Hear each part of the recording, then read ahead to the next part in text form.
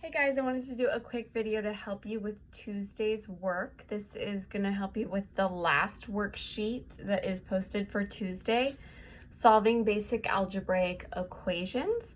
So I just have 4 examples and I'm going to go through them and explain them to you. So number 1, remember our goal whenever we have a variable in our equations, which variables are represented as letters. Our goal is to get that letter all by itself. So in number 1, we want to get x alone. How are we going to do that? Well, we want to get this 4 away from it, and we want to get this 2 away from it. So let's start with our 4. Always start with the number that is not directly next to the x. So we're going to start with the 4. To get rid of it, we're going to do the opposite of the sign that's in front of it. So we are going to subtract 4. Now, if I do it on this side of the equal sign, I also have to do it on this side of the equal sign. So I'm also going to subtract 4 here. These two cancel each other out because a positive 4 and a negative 4 equals 0, so they cancel out. So what we're left with now, we still have our 2x over here equals 8 minus 4, which is 4. All right, our x is still over here and it's not by itself yet, so we need to get rid of the 2. How are we going to get rid of that 2? We are going to divide by 2. If I do it on this side though, I also have to do it over here, so I'm going to divide by 2. Now these 2 cancel each other out. So all we're left with over here is our x equals 4 divided by 2, which equals 2. Is our x all by itself on one side of the equal sign? Yes, it is. All right, the second one, we have 1k minus 5 equals 10. So again, we want to get the k by itself. So let's move the 5 and the 1 away from it. For the 5, we have a minus, so we need to do the opposite, add 5. If I do it over here, I'm going to have to do it over here too. So I'm going to add 5. Which ones cancel out? If you said these two, you're correct. So on this side, I'm left with 1k equals 10 plus 5, which is 15.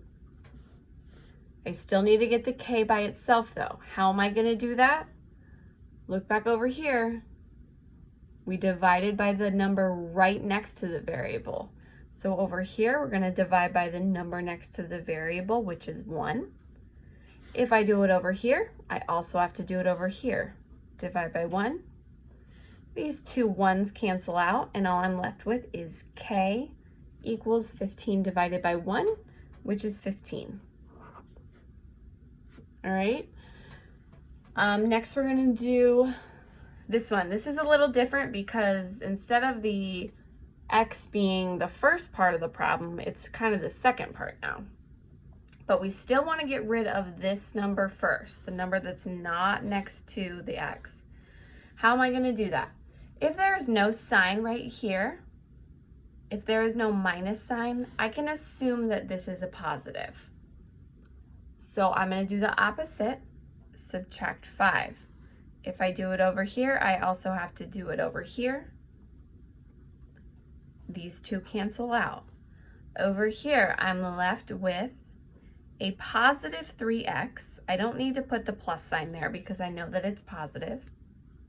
Equals 20 minus 5, 15. We still need to get the x by itself. We got to get rid of that 3. How are we going to do that? If you said divide by 3, you're correct. But if I do it here, where else do I have to do it? Over here. Now these two cancel each other out. There goes my 3's, they're gone. But I still have my x equals 15 divided by 3, 5. There's your answer. This one, I am going to just kind of solve it. I'm going to pause in between each step. See if you can guess what my next step is going to be. See if you've got a hang of this concept. Real quick though, I will remind you, remember right here, there's no sign here. So if there's no sign, I can already assume that it's a positive. Don't forget that. All right, I'm gonna go ahead and solve it.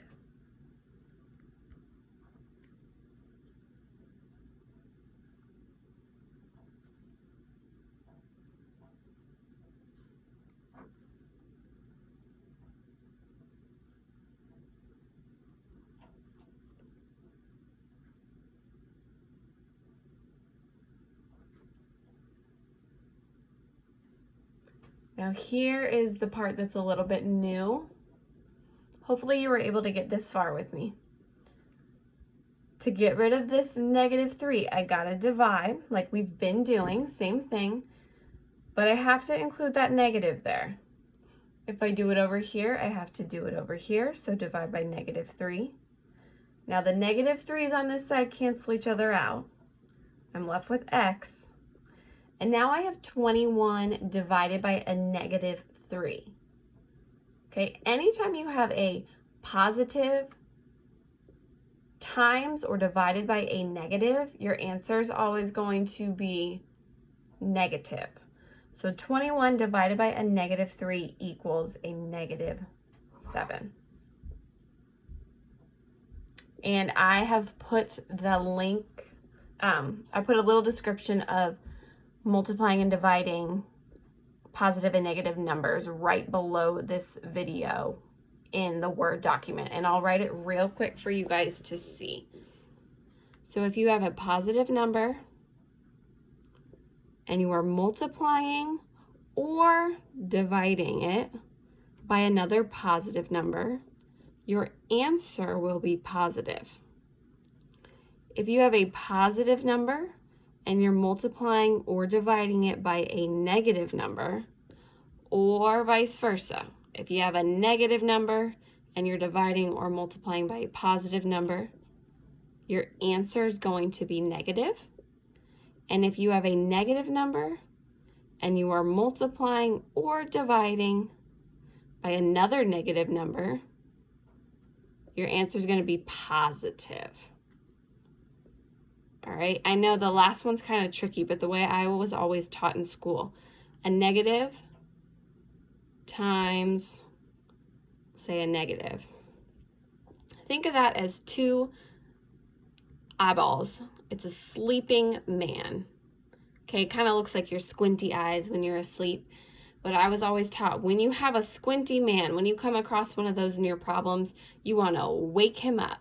How are you going to wake him up? You're turning him positive. So now you have a positive times a positive, which up here we know a positive times a positive equals a positive.